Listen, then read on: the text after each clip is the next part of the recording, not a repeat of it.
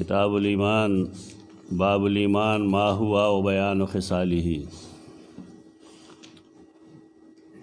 हदीस अबी हुरैरा रज़ियल्लाहु तआला अन्हु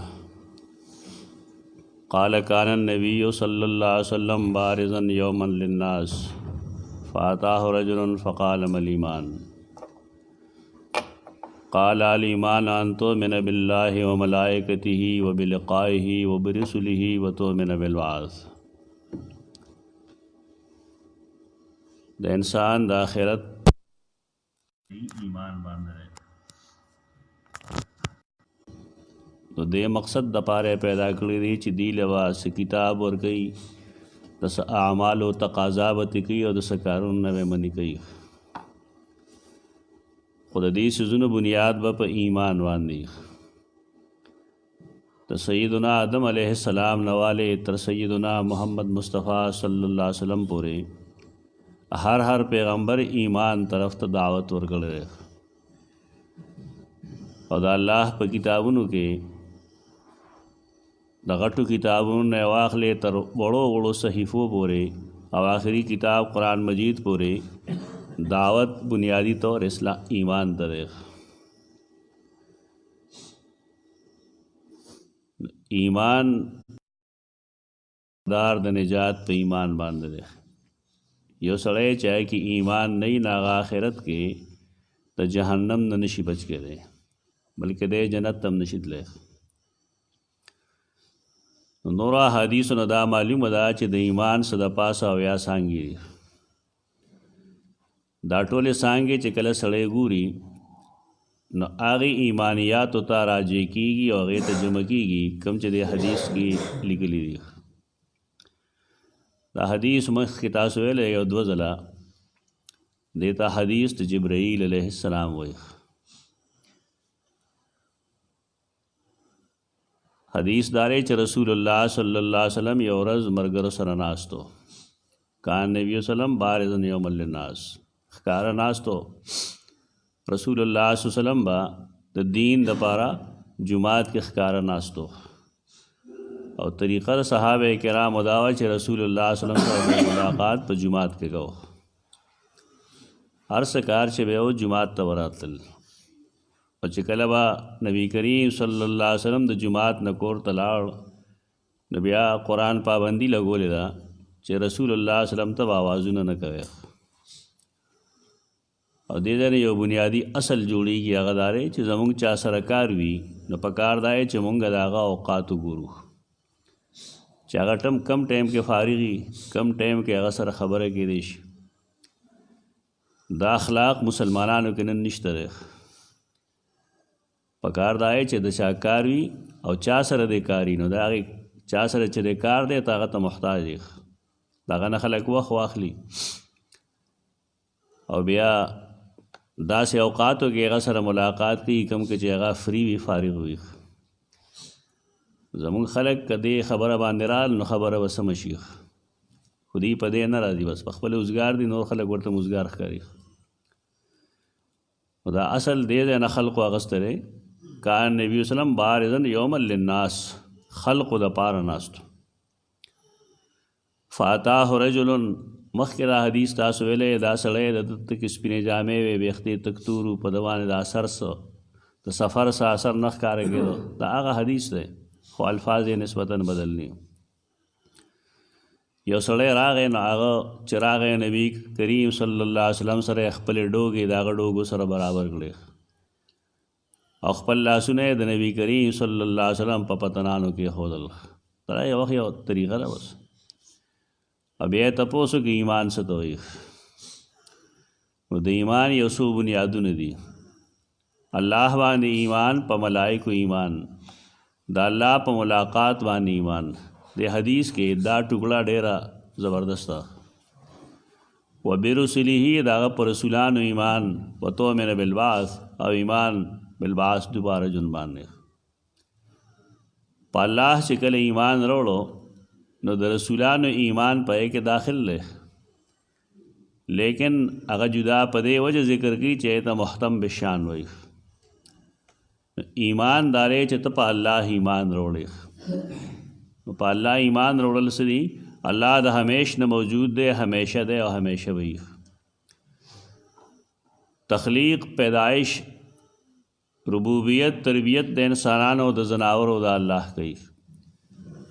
دیلا د نفع او د نقصان اختیارمند دی الله دی. دې ته ایمان وایي په الله.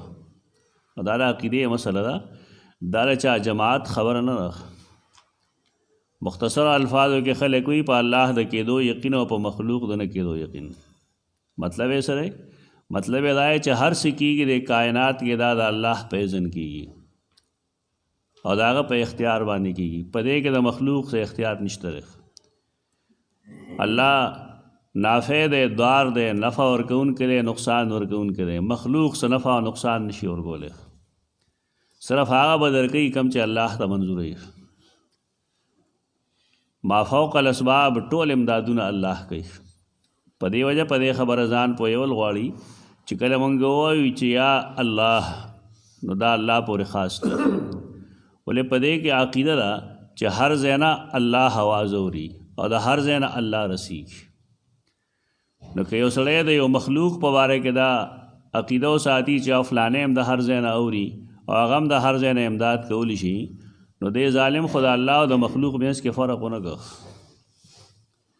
اکلا سے خطابی لگا اے ابراہیم، اے فلانی، اے فلانی، دې کې دا اورېدو عقیده نه وي. په دې ځان پوهول غواړي، شعور بیدارول پکار دي. بای سړی په دې اعتراض کوي چې ته اے فلانی اے فلانی، دا خو مې یاد دی. ته پوهېږې نه په خبره. یا سره غایب ته آواز کول چې هغه د امداد په طریقه باندې، نو دا شرک دی. او چې دغه پکې نه وي نو بیا څه شرک نه دی. الله باندې ایمان څه مطلب؟ کائنات کې هر څه الله کوي، د هغه په اجازت کېږي، اسباب هغه پیدا کړي دي، نتیجه هغه مرتب کوي. انسان د هغې اختیار لري، کوي هغه کار بس. نو الله نه ښکاري، د هغه ملایکو هم نه ښکاري. په دې دواړو باندې ایمان دی. دا نه ده ضروري چې انسان کوم شی ویني نو په هغې ایمان لري. ډېر څیزونه داسې چې انسانان هغه نه ویني لیکن په هغې به ایمان لري. ملائکو باره کې به دا عقیده چې هغه معصوم دي، ملائک پاک دي. قرآن مجید فرمایي لا یعصون الله ما امرهم، ملائک د الله د حکم نافرمانی نه کوي. کومه کیسه چې خلک کوي د هاروت ماروت په باره کې چې دې ګناه وکړو، زهرا سره بدکاري وکړه، دی وکړل، پته نه لګي دا خلک د قرآن نه خبر دي که نه دي خبر. ملائک خو ګناه نه کوي، دا د کفر عقیده ده. دا کیسه دي خلک یې بیانوي چې دا جی قرآن کې کیسه ده، قرآن کې داسې نشته. په قرآن دروغ وایي خلک.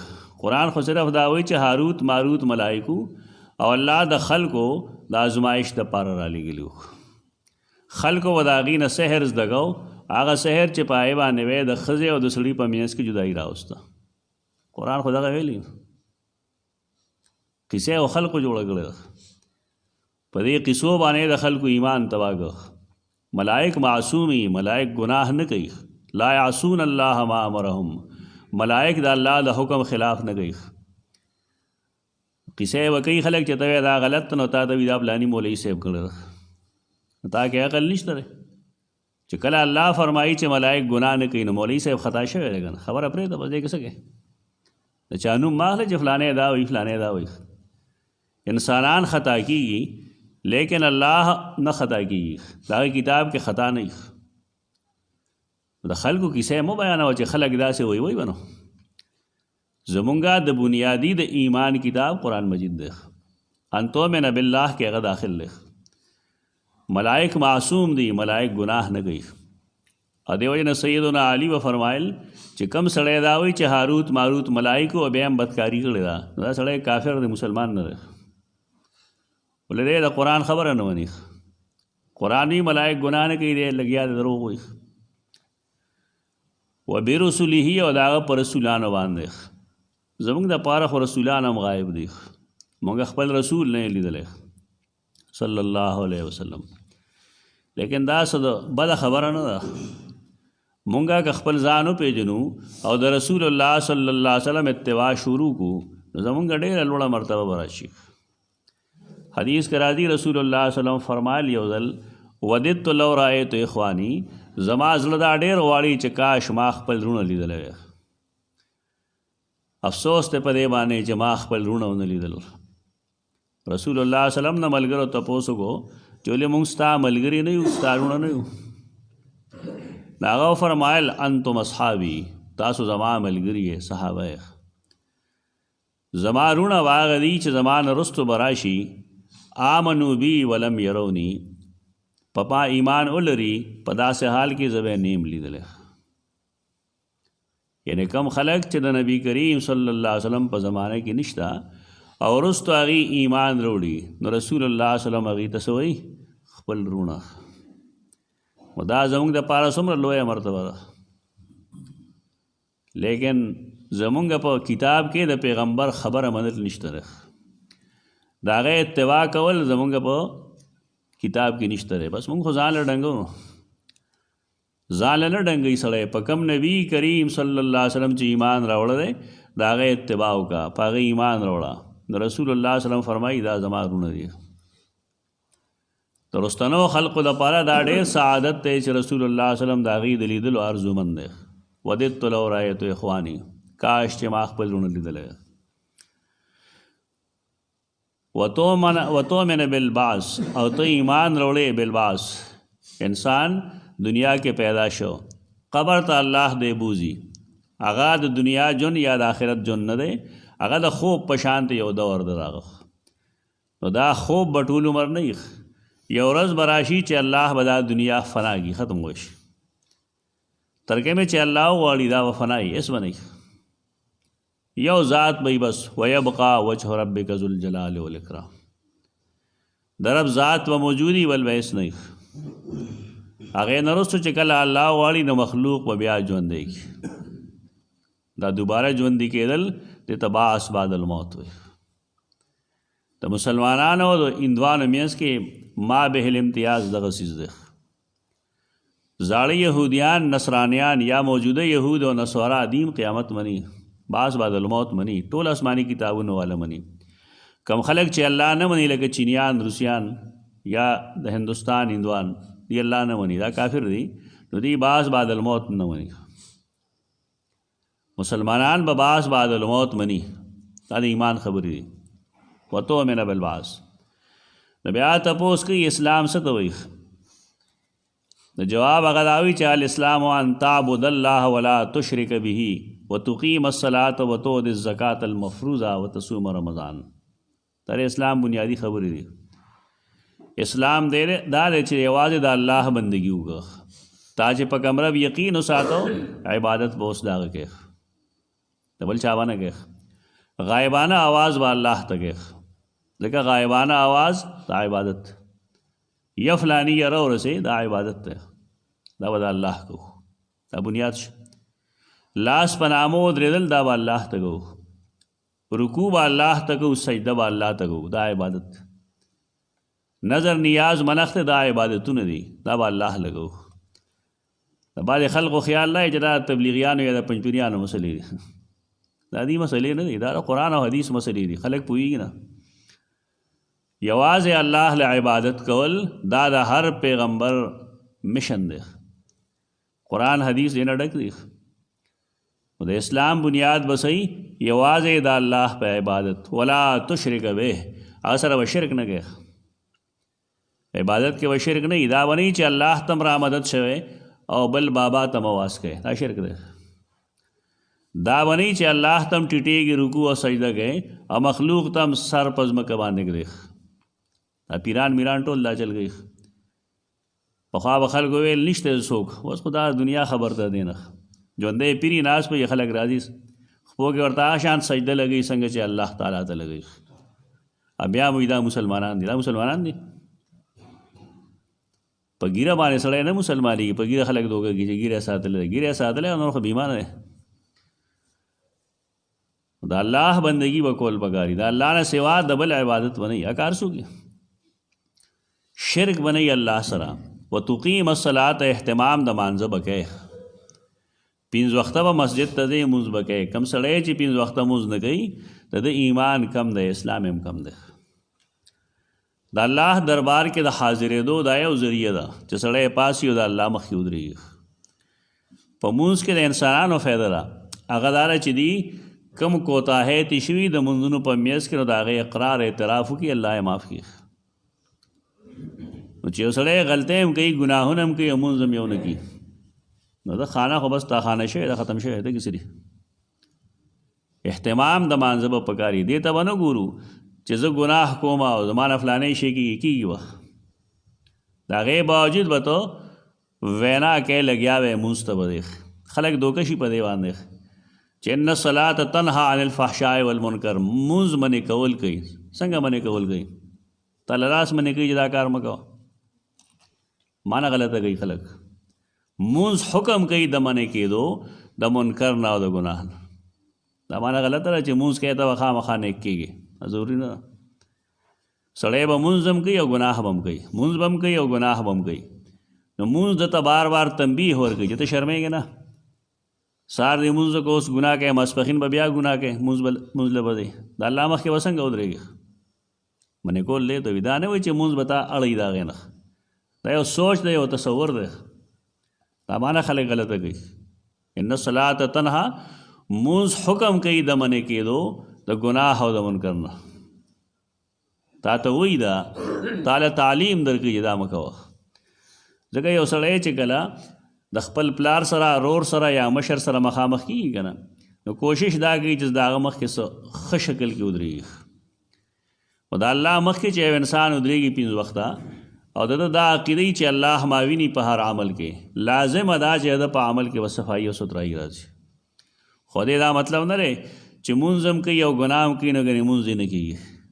دا د عامیانو مسلې دي او دا د هغې عالمانو خبرې چې بیچارهګان د حدیثو نه دي واقف. دا مه وایه سړی به مونځ هم کوي ګناه به هم کوي، یو وخت به راشي دی به ګناهونه پرېږدي.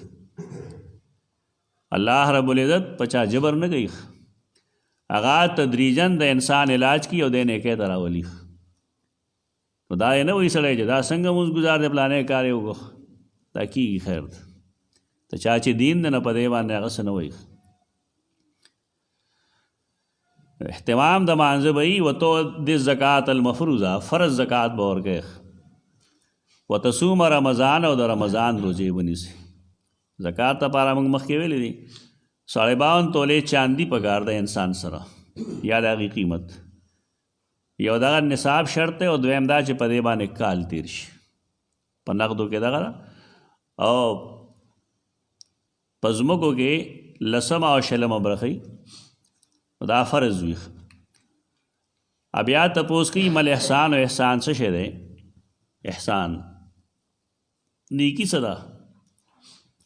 هغه فرمایي ان تعبد الله کانک تراه، ته د الله داسې عبادت کې گویا کې چې ته الله وینې. د دې تشبیه څه مطلب دی؟ د دې مطلب دا نه چې الله په دنیا کې لیدی شي. خلک حدیث داسې مانو کې چې قرآن سره ټسل پیدا شي. قرآن فرمائی لن ترانی، موسیٰ علیہ السلام ته ویلي ته ما نشي لیدی، په دنیا کې الله نشي لیدی. د حدیث څه مطلب دی؟ د حدیث مطلب دا دی چې څنګه یو انسان د بل انسان په موجودګۍ کې څه ګناه نه کوي، څه غلطي نه کوي، د ځان د بچ کولو کوشش کوي، نو دارنګې د الله دربار کې چې ودرېږي نو دی وایي چې زه الله وینم. دې دغه مطلب دی، دی خو نه دی مطلب. خلک د حدیث داسې مطلب بیانوي چې قرآن سره مخالفت پیدا کېږي. بیا به دې نه خدا معلومه شو که نه چې الله لیدی شي. ته پوهېږې نه په عقیده پوهېږې. د مسلمانانو د اهل سنت والجماعت عقیده دا ده چې الله په دنیا کې نشي لیدی، آخرت کې به مسلمانان ویني، په جنت کې به ویني، دنیا کې الله نشي لیدی. دا گپ شپ به نه لګو، د عقیدې خلاف خبرې نشو کولی. بعضې خلک وي فلانګي په خوب کې الله لیدلی دی. دا نسبتونه موږ ته غلط ښکاري. د هغې وایي دا قرآن خلاف دی. یو سړي الله لیدلی دی، څه شی لیدلی دی؟ د الله به څه پېژنګلوګی؟ هغه څه د انسان په شان دی. یو انسان د الله تصور به څنګه جوړوي؟ دا گپ شپ به نه لګو. دا د خلکو خبرې دي. پلانکي 100 ځله الله سره په خوب کې دیدار کړی، پلانکي 200 ځله کړی. لیکلي موږ ته معلوم دي ځای نه، لیکن زموږ عقیده دا نه ده. موږ وایو الله نشي لیدی. د هغه څه کیفیت یا تشبیه موږ نشو ورکولی. څه شی لیدلی یو سړی ما الله لیدلی نو سوال لا څنګه وغه دا څنګه سوال هم غلط دا لوی لوی خلقو ته خبرې منسوب شي لیکن هغه د قرآن خلافي نه بیانول بګار کیسې میسې موږ ته راځي موږ ته ټولې معلومې دي لیکن الله رب العزت د هغه باره کې موږ ته هیڅ علم نشته دی قیامت کې به انسانان وویني مسلمانان به وویني بیا یې څه کیفیت نشي بیانولی د هغې وجه دا ده چې مخلوق نه دی څنګه به یو سړی دا تصور کوي چې ما الله لیدلی ان تعبد الله کانک تراه د الله عبادت داسې وکړي گویا کې ته الله وینې او که دغه تصور نشي پیدا کولی نو فإن لم تکن تراه فإنه یراک که چېرې تا هغه نشي لیدی نو دا تصور پیدا کړه چې هغه خو ما ویني که نه هغه ما ویني او هر ځای کې مې ویني بعضې خلک یا مونځ کوي د خلکو مخکې مزېدار مونځ کوي چې تنهایۍ کې کوي نو د سجدې او د رکوع پته نه لګي سوال دا دی چې ولې که دی یوازې نو الله یې نه ویني ډېر خلک یې هغه اودس کوي نه مونځ کوي بیا اودسه کوي ولې خلک خوشحاله وي اودس خو فرض دی چې کله اودس نه شي مونځ د کومې وشو ځان له سړی دوکه نه ورکوي لوی لوی خلک یې دا چل نه کوي هغه بیا تپوس کوي مته الساعه قیامت به کله رسول الله صلی الله علیه وسلم فرمایي مسئول عنها یعنی زو زیات عالم نه من السائل د سائل نه د قیامت علم ماته نشته رسول الله صلی الله علیه وسلم لا الله د قیامت علم نه دی ورکړی الیه یرد علم الساعه الله ته واپس کولی شي علم د قیامت مخلوق د قیامت په علم نه پوهېږي چې دا به کلی وساخبرک عن اشراطها البته تا به زه د هغې د غټو غټو علاماتو نه خبر کم لوی لوی علامتونه درته ښیم یو دا دی چې اذا ولدت الامة ربها کله چې پیدا شي د یو وینځې مور نه د هغې مالک د دې خو عام خلک دا مطلب اخلي چې اولاد به نافرمانه شي او هغې مور ته لکه د وینځې ګوري د حدیث دغه مطلب نه دی د مور نافرمانی ښه خبره نه ده د پلار نافرمانی ګناه کبیره ده هغې کې شک نشته لیکن د حدیث دغه مطلب نه دی دا د اسلام ترقی ته اشاره ده اسلام به ترقي وکړي او دومره ترقي به وکړي چې کله جهادونه کېږي نو په هغې کې وینځ راتلی وه که نه نو وینځ به یو سړي بغیر د نکاح نه هغې سره جنسي تعلق ساتلی شي مخکې دا روانه وه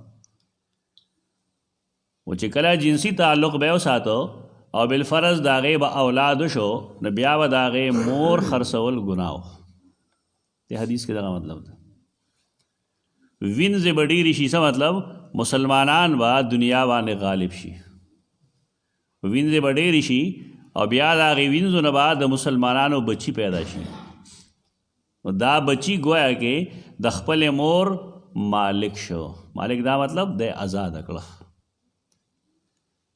چې کله داسې مور بچی وشي چې د هغې سره نکاح نه شوی او هغه په جنګونو کې او په جهادونو کې حاصله کړی شي نو د هغې د بچی پیدایش سره د هغه مور ازادېږي د حدیث دغه مطلب ده دا مطلب نه دی کوم چې عام بیانېږي خلک هغه ټیک ده چې د پلار مور سره بدسلوکي ګناه کبیره دی هغې شک نشته لیکن دا حدیث دغې دپاره نه اچولی شی د دې نه مراد موږ دا اخیستی شو چې اسلام به ډېره ترقي وکړي کوم شی چې ترقي وکړي نو هر ترقی پسې زوال راځي که نه او ګناه نه وي انسان چې پیدا شي وړوکي دی ترقي کوي تر دې پورې چې ځوان شي نو بیا څه چلو شي 50 ته چې ورسي نو د هغه بیا زوال شروع شي دا الله نظام ده نو اسلام به ترقي وکړي دویم دا چې وإذا تطاول رعاة الإبل البهم فی البنیان اذا تطاول رعاة الإبل کله چې تطاول شروع کی اوږدوالی شروع کی رعاة الإبل رعاة د راعي جمع دی اوښواله اوښواله غریبانان به وپخوا او البهم هغه خلک چې ناپوهي فی البنیان په آبادو کې دا د عرب خلک یادي دا پیشنګویي پوره شوې ده پخوا تاسو چې اوس عربو ته لاړ شئ که نه نو هلته هغه بلډینګونه چې یورپ کې نشته دی، دنګ دنګ عمارتونه جوړوي. د دې د مشرانو کار څه و؟ اوښان ساتل، ګړې بېزې ساتل. خو دا اشاره و دیتا چې دا عرب به مالدار شي. نو چې عرب مالدار شي نو بیا مالداري هغې سره بعض انسانانو باندې بد اثر کېږي. بعض سړی بیمار وي که نه، نو که ته هغه له څه ښه شی هم ورکړې نو هغه باندې رد عمل خراب ښکاره کړي، دا خبیثان شو.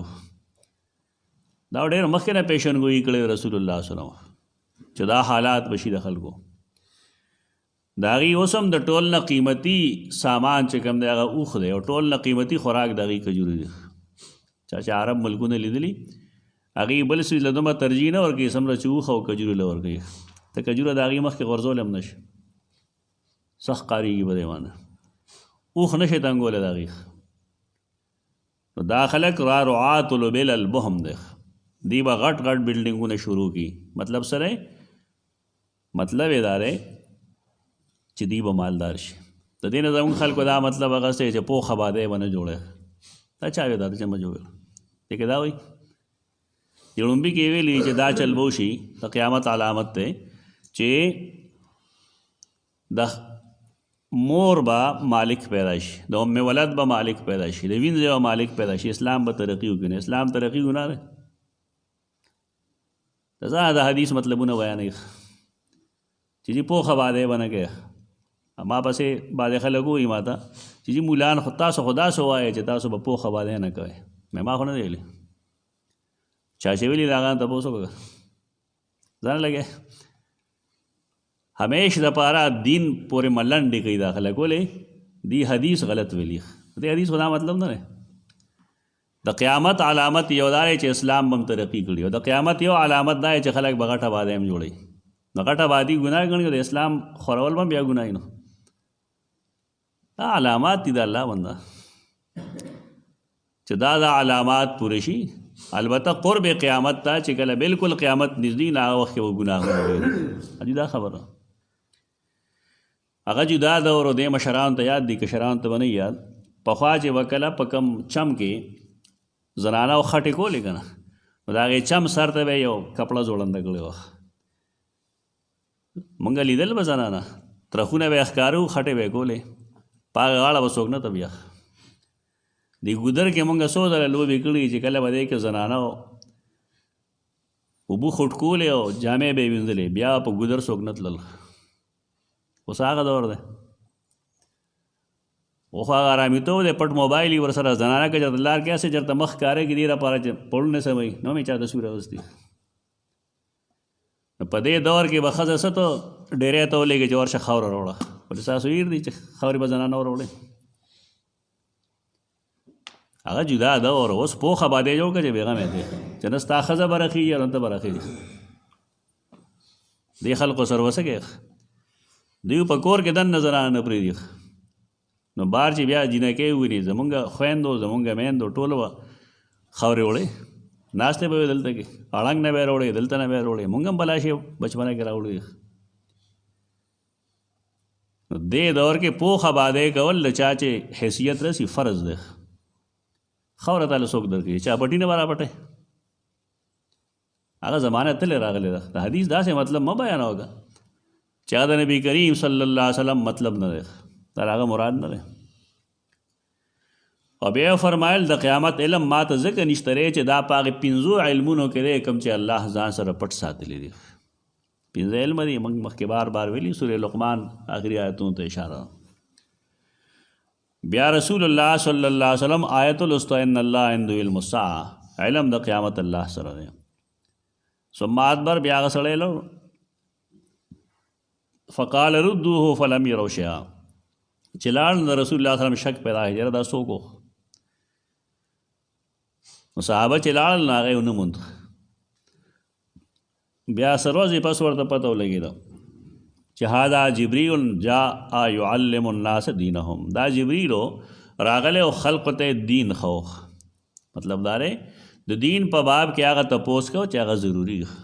زمونږ خلک هسې د یو سړي علم به معلوم وي نو اوټ پټانګ سوالونه به دې تپوسي. مونږ د اوټ پټانګ سوالاتو جوابات نه کوو، زه بلکل نه کوم. خپل کار به کوي. زیات نه زیات یو سړی به دا وایي چې نه پوهېږي نو مونږ د کمې د پوهې دعوه کړې وټ پټانګ سوال خلک ته جواب نه کوي یو سړی نه پوهېږي ځان پوهېږي مونږ به هغه پوهېږو چې ځان نه پوهېږي نو زمونږ هېڅ کار نشته چې د هر سړي د هرې خبرې جواب نه کوو دا طریقه نه ده دا جبرائیل علیه السلام دی راغلی انساني شکل کې رسول الله وسلم دی نه وپېژندلی او صحابه کرام ټول اولیاء د هغې نه وپېژندلي پته دا ولګېده چې کله الله علم د غیب ورکوي پوهه ورکوي نو ټیک د پوه شي او چې کله الله پوهه نه ورکوي نو پیغمبر مې صحابه کرام ناست دي جبریل هم هغه جبریل کوم چې بار بار راځي لیکن نه پېژني دا زمونږ عقیده جوړه کړه چې کله الله غواړي نو غیب خبر نه خبر کی او چې کله الله نه غواړي نه خبرېږي اقول قولي هذا استغفر الله لكم ولسائر المسلمين